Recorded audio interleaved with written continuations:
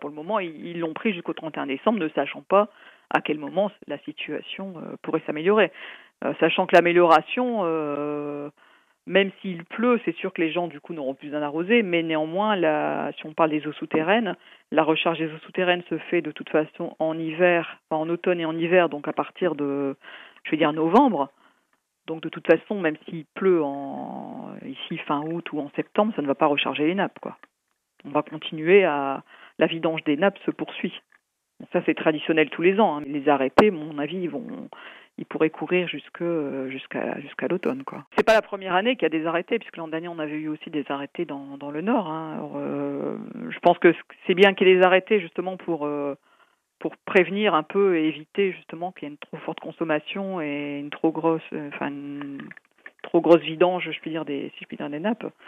Ça permet de limiter les dégâts.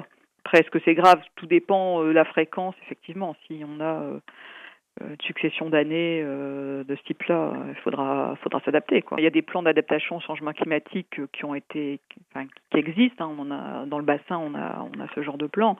Il y a toute une série de projets d'économie d'eau. Ça passe par de la récupération d'eau de pluie.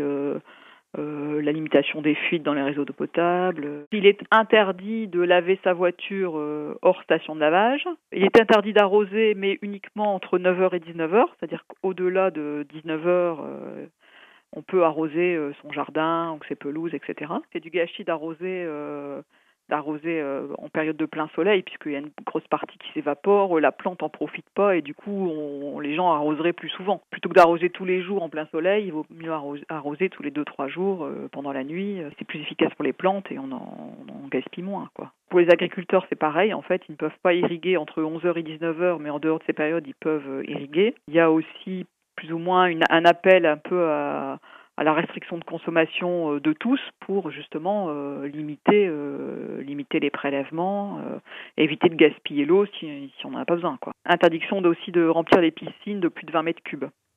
Et là, c'est à toute heure, quoi.